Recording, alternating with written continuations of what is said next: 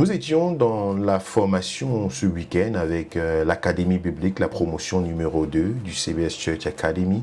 Ces étudiants qui ont décidé d'investir dans leur vie spirituelle afin de pouvoir découvrir leur appel et de pouvoir entrer dans cette dimension-là, comme il en est le cas au milieu de nous en tant qu'Église, tournée vers la formation biblique, vers la transformation des âmes, pour découvrir, développer et relâcher dans l'appel spirituel. C'était donc la 7e rencontre, le 7e module, j'allais dire, de cette rencontre, et il était question de découvrir mon identité en Dieu.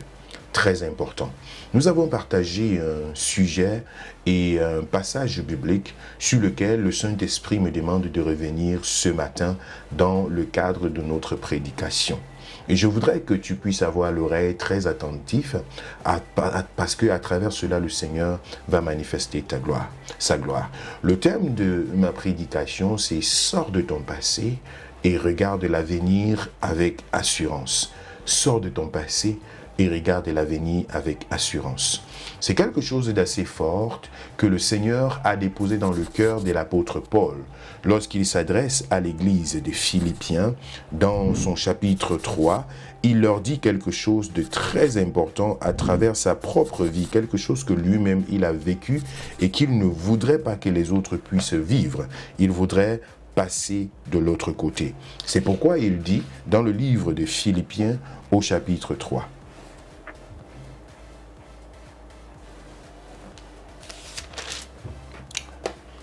Aux Philippiens, au chapitre 3. On va lire à partir du verset 12. « Ce n'est pas que j'ai déjà remporté le prix ou que j'ai déjà atteint la perfection, mais je cours pour tâcher de le saisir, puisque moi aussi j'ai été saisi par Christ.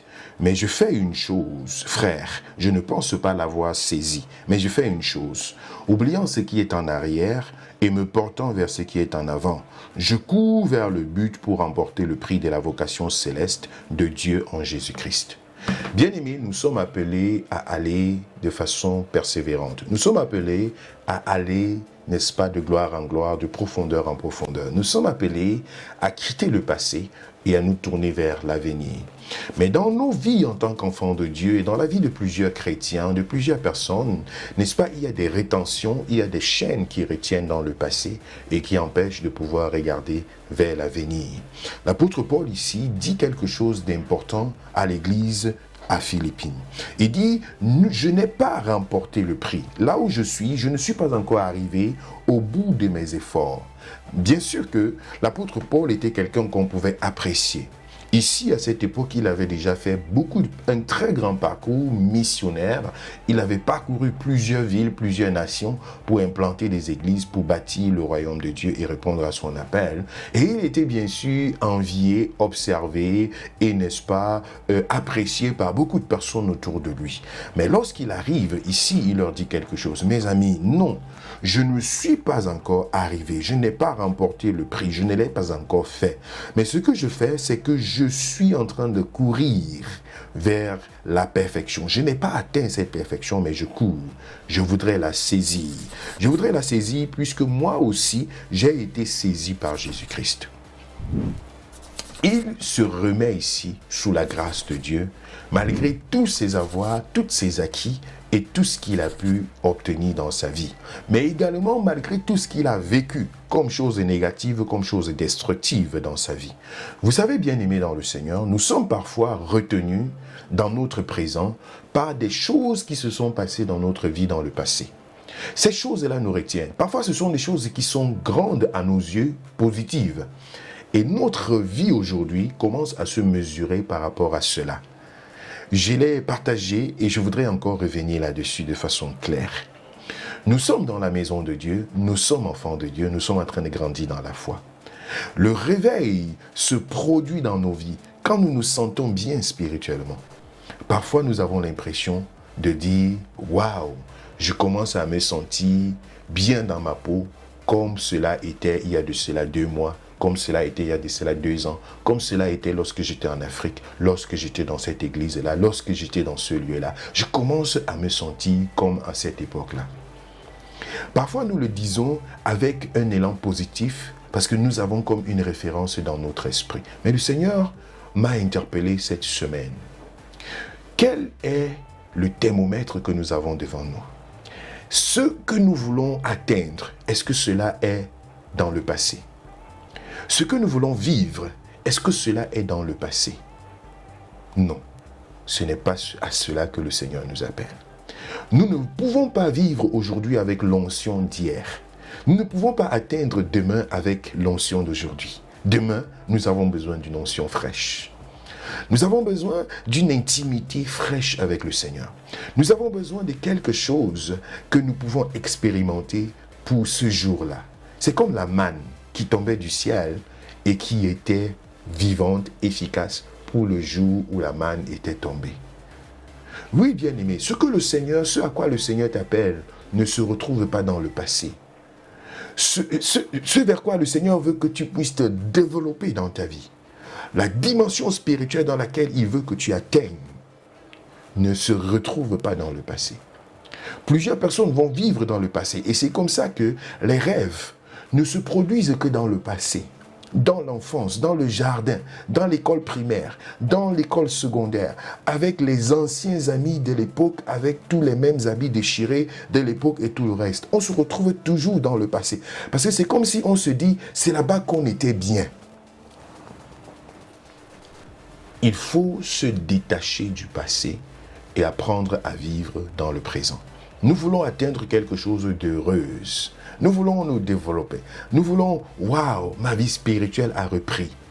Quand ça reprend, quel est le modèle que j'ai devant moi? Où est-ce que je suis en train de partir? Oh, mais je sens que l'église commence à faire un peu comme avant. Non. Le Seigneur a dit dans sa parole, je bâtirai la maison et la gloire de cette maison sera plus grande que celle de la première. Mais voulons-nous comparer notre maison que nous sommes en train de bâtir, notre vie que nous sommes en train de bâtir, à ce qui s'était passé avant? Cela relève du passé et il faut apprendre à sortir du passé pour entrer dans le futur. Dieu a quelque chose de nouveau.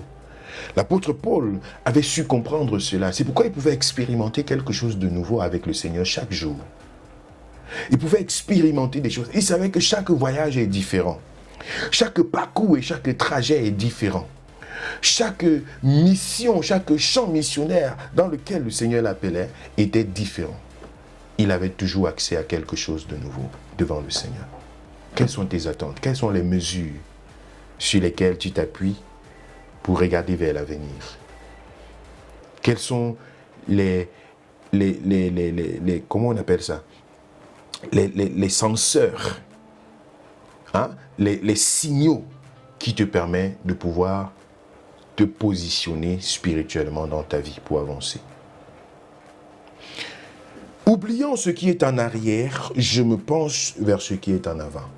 Maintenant, je viens de parler des choses qui paraissent pour nous enviables, souhaitables, vers lesquelles nous voulons partir. Mais de l'autre côté, il y a des choses négatives qui nous retiennent également dans le passé et qui nous empêchent de pouvoir vivre le présent.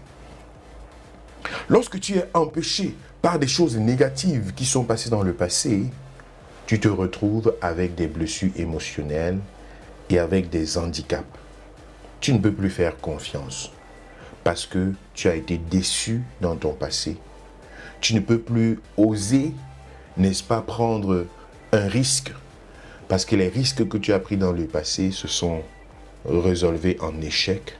On t'a trompé, on t'a déçu, on t'a abandonné, on a mal parlé de toi, on s'est moqué de toi. Tu as échoué à tes examens, tu as essayé, ça n'a pas donné. Et tu regardes tout ce qui a été dit sur toi et tu te dis, je suis un échec et ma vie ne sert à rien. Tu te compares à tout ce qui s'est passé dans le passé et du coup, ton présent porte donc l'enveloppe de toutes ces mauvaises choses, ces abus, ces viols, ces dégradations, ces insultes, ces jets de malédiction, toutes ces ordures que les gens ont versées sur toi, tes parents, tes frères, tes sœurs, ceux qui sont à côté de toi, tes amis, les collègues de service. Le monde vient verser des choses.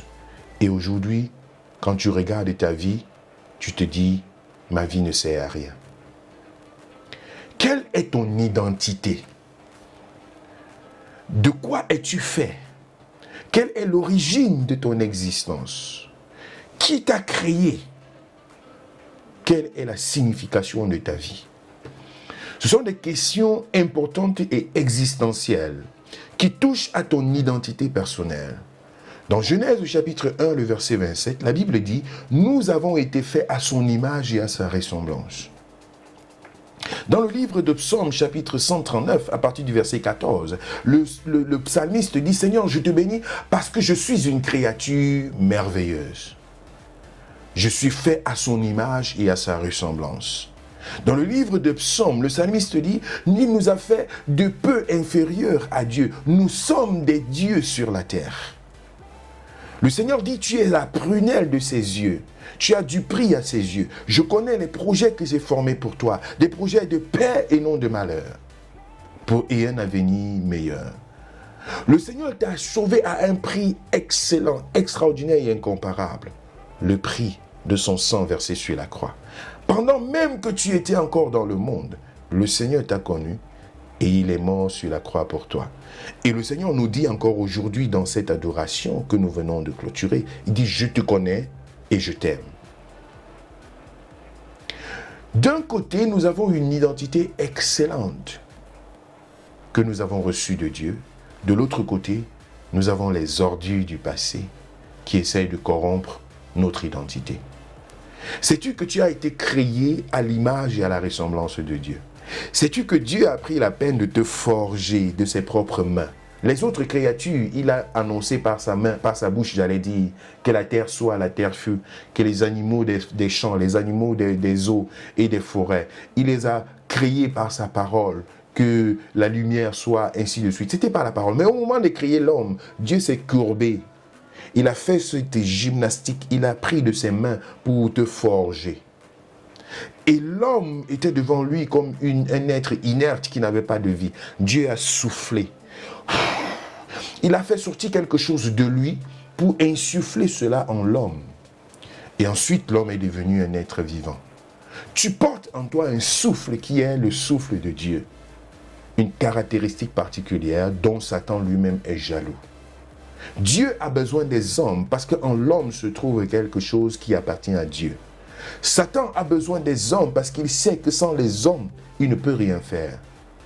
Il n'y a pas de destruction sur cette terre sans des satanistes, sans des incantateurs, des marabouts, des féticheurs, des charlatans, des gens qui vont, n'est-ce pas, donner des choses bizarres aux gens pour qu'ils aillent s'enfermer. Satan sait qu'il a besoin des hommes pour détruire la vie des autres hommes. Dieu sait qu'il a besoin des hommes pour guérir, pour délivrer, pour sauver, pour évangéliser, pour atteindre, n'est-ce pas, d'autres personnes sur cette terre. Appauvrir le royaume de Satan, enrichir celui de Dieu. L'homme est au milieu, l'homme est au centre. Tu es important. Tu as de la valeur. Tu es une personne qui est aimée, appréciée par Dieu. Et Dieu n'attend pas que tu sois saint, que tu sois sainte pour t'aimer. Dieu t'aime tel que tu es. Et c'est l'amour de Dieu qui te transforme. C'est l'amour de Dieu qui te transforme jour après jour. Dieu n'attend pas que tu ailles te laver, te purifier, te parfumer avant qu'il puisse jeter ses regards sur toi. Ça, c'est ce que les hommes font. C'est ce que les hommes veulent. C'est ce que les hommes attendent. Que tu puisses être nickel, propre avant qu'il ne puisse regarder, n'est-ce pas, dans ta direction. Mais Dieu t'aime tel que tu es, avec tous tes défauts, toutes tes incapacités, toutes tes faiblesses. Dieu t'aime comme ça. L'apôtre Paul dit, je n'ai pas atteint la perfection. Je suis juste en chemin. Dieu lui-même, Jésus-Christ lui-même m'a déjà saisi. Je veux me laisser saisir. Ce que les hommes déposent sur toi ne doivent pas te retenir dans ton passé. Les caractéristiques qui viennent des autres ne doivent pas finir par devenir la conception que tu as de toi-même. Parce que lorsque tu commences à accepter l'identité que les hommes te donnent, l'identité que ton passé te donne, quand tu restes, tu penses aux choses du passé, tu te sens coupable, tu te sens sale. C'est bien de te sentir sale, mais quelle est la suite? Est-ce que cette tristesse-là, te pousse à aller chercher le Seigneur pour être sanctifié, ou alors cela te pousse à fuir le Seigneur? Parce que lorsque cette tristesse-là vient du diable, pourquoi? Parce qu'il y a une tristesse qui vient de Dieu. La tristesse selon Dieu produit la repentance.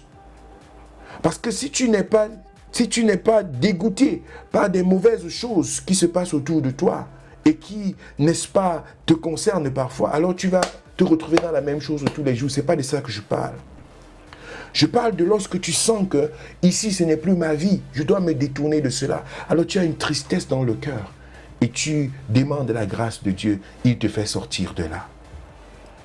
Mais lorsque tu as décidé de quitter ce chemin, de quitter cette vie-là et de t'accrocher au Seigneur, l'ennemi essaye jour après jour de revenir avec des pensées pour te montrer à quoi tu as ressemblé dans le passé. Tu ne ressembles plus à cela, mais il essaye de te remettre ça dans la tête pour te dire que Dieu ne peut pas t'accepter. Pour te dire que c'est bien pour les autres, mais toi, tu vas toujours rester en arrière. Pour te dire que c'était négatif, c'était destructif, ce qui s'est passé dans ton passé. Pour te ramener en arrière. Et le sentiment que cela produit, c'est que tu t'écartes de Dieu. Le passé te tire en arrière. Tu n'arrives pas à croire en l'amour de Dieu. Notre prière tout à l'heure, après l'adoration, c'était « Seigneur, aide-moi à croire en ton amour pour moi. Aide-moi à accepter que tu m'aimes. Aide-moi à croire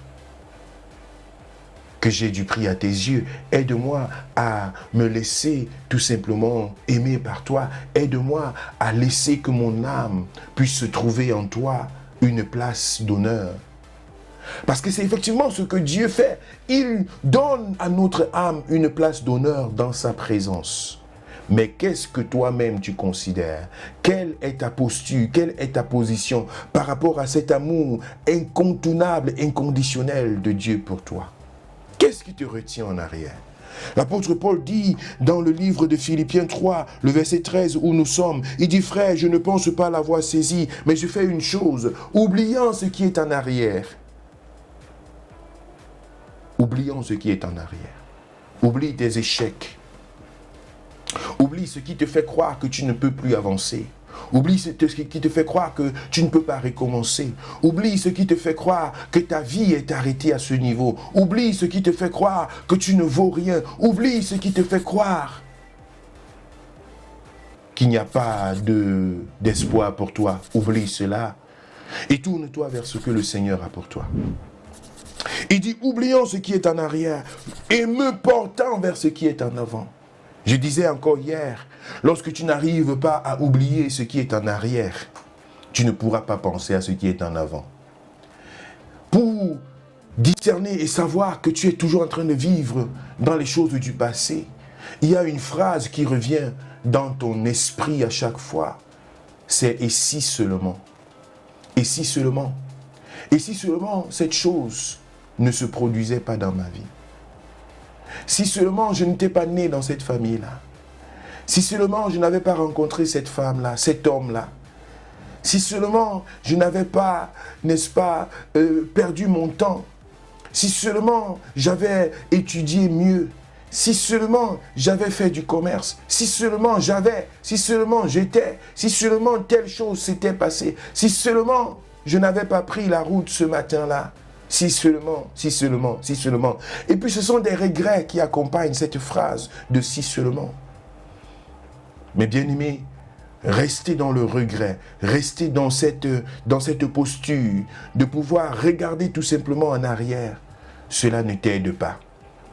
Cela ne t'aide pas et cela ne pourra pas t'aider. Parce que le Seigneur a quelque chose de mieux pour toi que de te laisser vivre dans le passé et de demeurer dans le si seulement. Dieu a quelque chose de mieux pour ta vie. Dieu a quelque chose d'excellent pour ta vie. Il faut que tu quittes le passé. Tu ne peux pas changer quelque chose dans ce qui était dans ton passé. Tu peux plutôt apprendre de cela. Tu peux refuser d'avoir honte même de ton passé.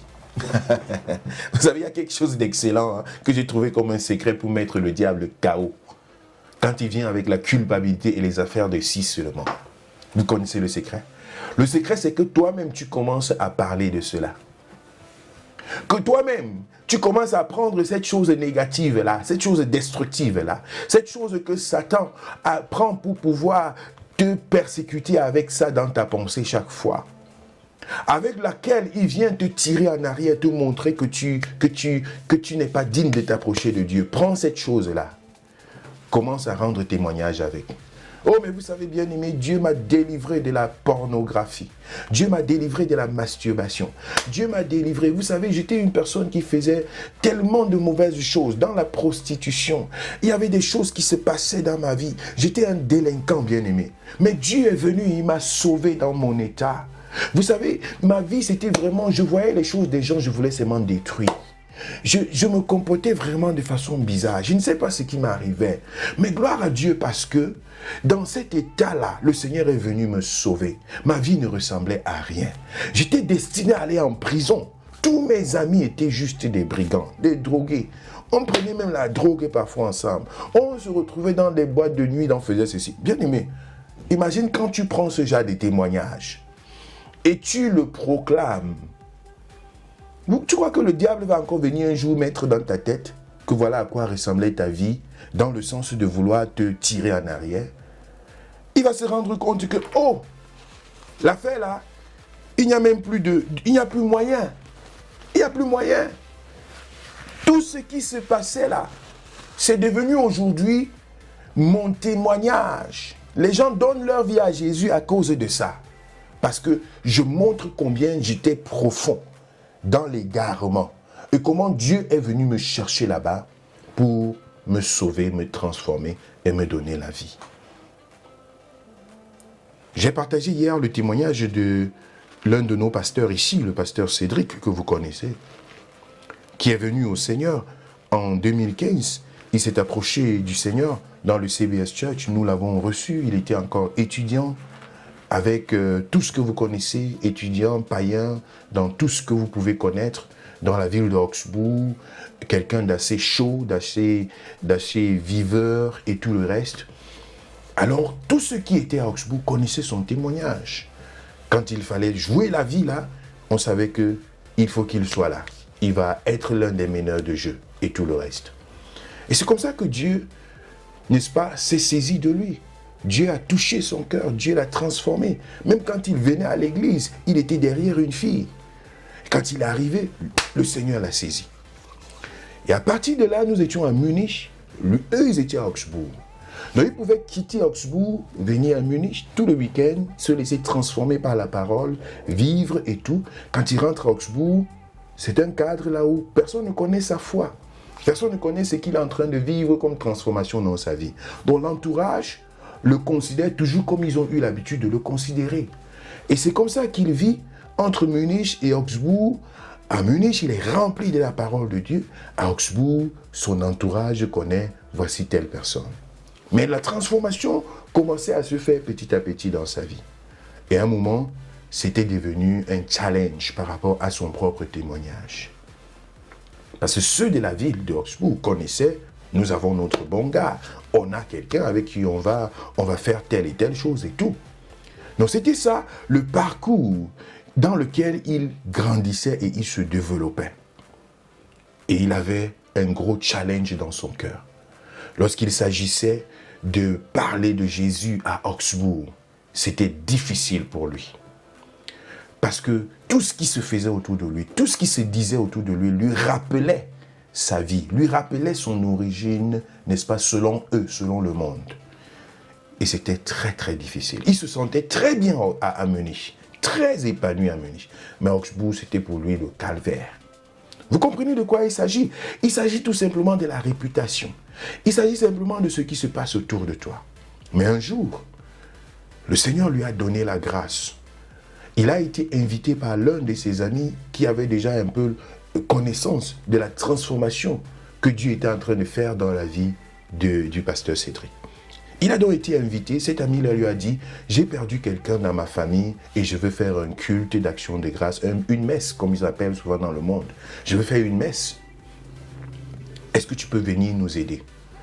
Il est venu dans la ville de Hawksbury, une messe d'une veillée, et puis Tout le monde est là, tous les amis, toute la ville de Oxbourg, les Camerounais et tous ceux-là qui sont autour d'eux. Et il a la parole. On le présente comme quelqu'un qui va conduire le culte. Bien-aimé dans le Seigneur. Ce jour-là, il a ouvert sa bouche et il a donné son témoignage. Vous me connaissez, toi tu me connais. Tu connais tout ce que j'ai couru derrière les jupons avec toi. Tu connais tous les alcools que nous avons consommés ensemble. Tu connais toute la java que nous avons fait. Tu connais toutes les aventures que nous avons fait. Tu connais. Je me mets aujourd'hui devant vous comme étant un témoignage. Le Seigneur m'a sauvé, il m'a transformé. Si je mourais aujourd'hui, ma vie devait être en enfer. La mort est quelque chose pour laquelle nous devons nous préparer. Mais à quoi ressemble notre vie aujourd'hui? Bien-aimé dans le Seigneur. Quand il a fini cette rencontre-là, les gens se sont approchés de lui avec respect, avec honneur. D'autres ont peut-être moqué et tout le reste, mais c'était fini. Ce jour-là, c'était sa propre délivrance. Les pensées de culpabilité par rapport au passé, c'était fini. Il n'avait plus besoin de se préoccuper que, oh, pourquoi je faisais même ça dans le passé? Oh, c'était même quoi comme ça qui s'est passé dans ma vie? C'était fini. Ce qui était comme une pression pour lui est devenu comme des escaliers. Il pouvait regarder derrière lui et se dire, Seigneur, merci, parce que je vois d'où est-ce que tu m'as sorti. Bien-aimé dans le Seigneur, il faut témoigner. C'est l'une des armes qui te permet de vaincre l'esprit de la culpabilité. L'esprit qui te retient toujours dans ton passé, qui te fait croire que tu es sale, que tu n'as pas de valeur, que tu n'es pas digne de t'approcher. Non, prends exactement ça et dis à Satan, tu vois non, c'est là où tu voulais m'enchaîner pour m'amener en enfer. Regarde bien le trou et la boue dans laquelle tu m'as entraîné, les meurtres et tout ce que tu as fait jaillir autour de moi. Regarde.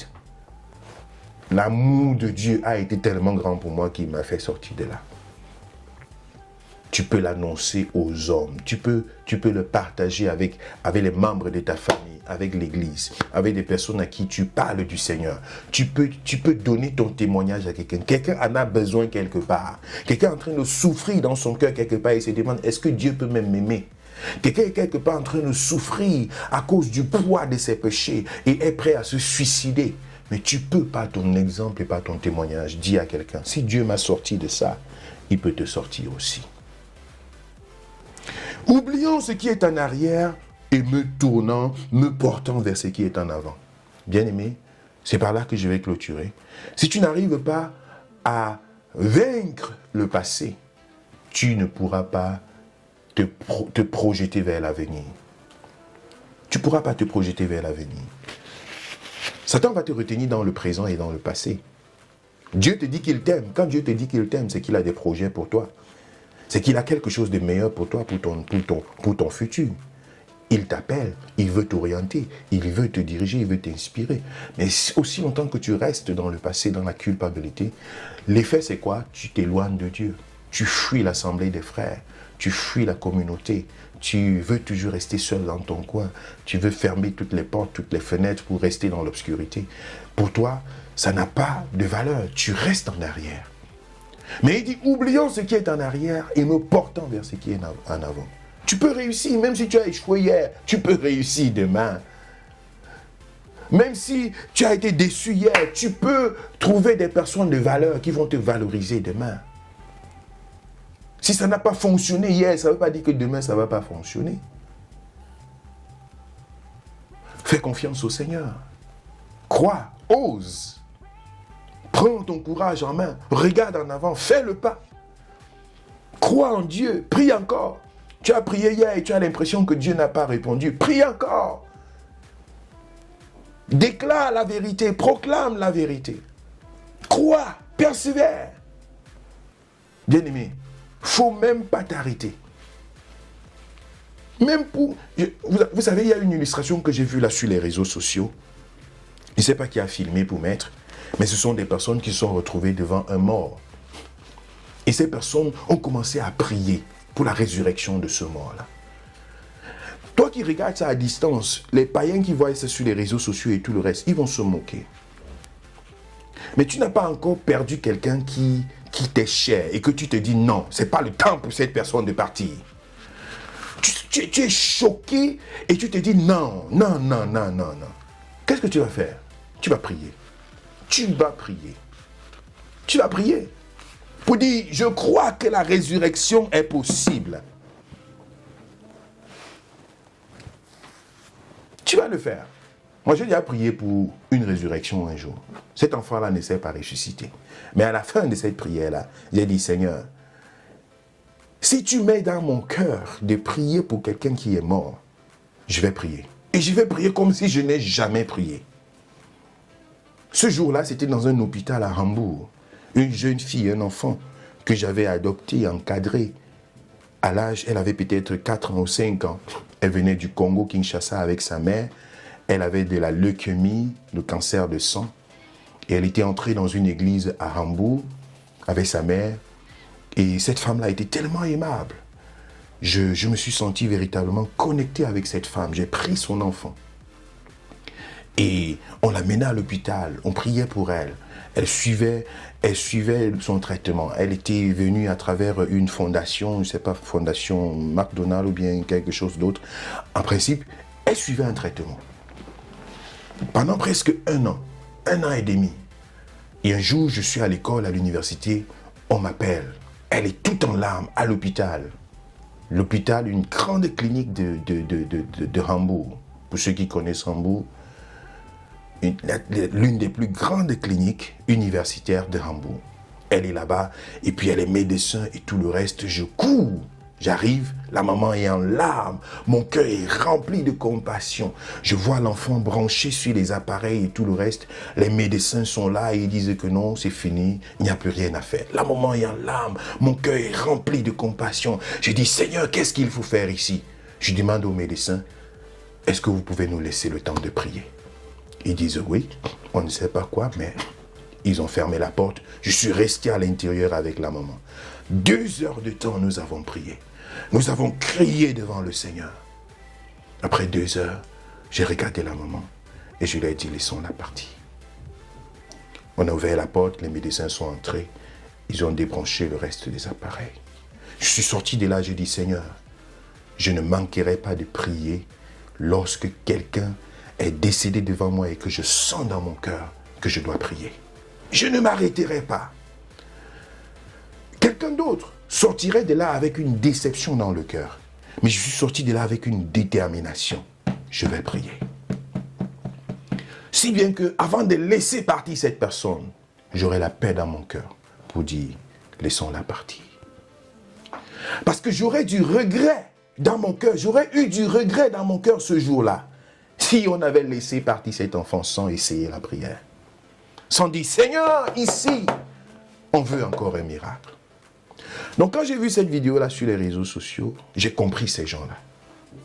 J'ai compris ces personnes qui se sont levées pour prier pour cette personne. Cette femme et cet homme, ces 2-3 personnes qui étaient là. J'ai dit, priez les amis, priez. Le reste, Dieu en est capable. Mais plusieurs personnes peuvent vivre des échecs dans leur vie. Tu as prié pour ton examen et après tu as échoué. Après tu te dis, je ne vais plus jamais prier pour l'examen. Non. Non. Prie. C'est la meilleure des choses, c'est la clé. Tu as espéré quelque chose. Peut-être à tes yeux, c'est un autre résultat qui est arrivé. Prie. Ne baisse pas les bras. Prie. La prière, c'est la clé. Jusqu'à ce que tu puisses voir le Seigneur se manifester. Parce que les voies du Seigneur sont nombreuses. Mais notre devoir à nous, c'est de prier. C'est pourquoi j'aime souvent dire, ne nous laissons pas seulement à la souveraineté de Dieu. Avant de parler de la souveraineté de Dieu, mon ami, est-ce que tu as fait ta part? Prie! Prie comme tu n'as jamais prié. Entre dans la présence de Dieu. Déclare, proclame, prophétise, persévère. C'est très, très important. Or, si tu te laisses condamner par les choses du passé pour te dire, oh, là-bas, ça n'a pas fonctionné, là-bas, ça n'a pas fonctionné, là-bas, c'est comme ça, là-bas, c'est comme ça. Non. Ne vis pas dans le passé. Vis dans ce que Dieu a pour toi. Vis dans ce que Dieu réserve pour toi demain. Et entre dans la prière. Alléluia. Je voudrais m'arrêter là et que le Seigneur bénisse chacun d'entre nous. Que le Seigneur te donne la grâce de persévérer. Que le Seigneur te donne la grâce de ne pas vivre dans le passé, mais de te tourner vers l'avenir et de croire en ce que le Seigneur peut faire encore pour toi. De croire en ce que le Seigneur peut accomplir dans ta vie et de demeurer persévérant sur le chemin du Seigneur. Car ses voies sont nombreuses, ses pensées sont grandes, sa puissance est manifeste et il est fidèle dans ta vie. Je prie que tout ce que tu as vécu jusqu'ici soit pour toi des escaliers, afin que tu ailles davantage de gloire en gloire pour vivre de plus grandes choses avec le Seigneur. Je prie que ton témoignage soit pour toi une bénédiction, pas un objet de honte, non. Aussi longtemps que ton témoignage est pour toi un objet de honte, l'ennemi le saura et il prendra cela pour témoigner contre toi. Il témoignera contre toi. Mais sois le premier à comprendre que même dans ton ignorance, Jésus était déjà mort pour toi. Pendant que nous étions encore pécheurs, Christ était déjà mort pour nous. Il n'a pas attendu que tu sois saint pour mourir pour toi. Prends cela comme étant la preuve de son amour inconditionnel et indiscutable pour toi. Et marche avec cette pensée. Seigneur, merci pour ton peuple. Merci pour ta grâce. Merci pour ton Église. Cette Église que tu viens chercher sans tache ni ride, mais que tu as toi-même sauvée et transformée. Je te recommande, Seigneur, chacun. Merci de délivrer du fardeau du passé, de délivrer du fardeau, Seigneur, de la culpabilité et de la perte d'identité. Merci, Seigneur, de revêtir d'un esprit nouveau pour que nous puissions regarder vers l'avant. Nous ne voulons pas nous appuyer sur l'onction d'hier, sur la grâce d'hier, sur les victoires d'hier. Nous voulons croire que tu as de plus grandes choses pour nous aujourd'hui et nous voulons t'expérimenter de façon nouvelle.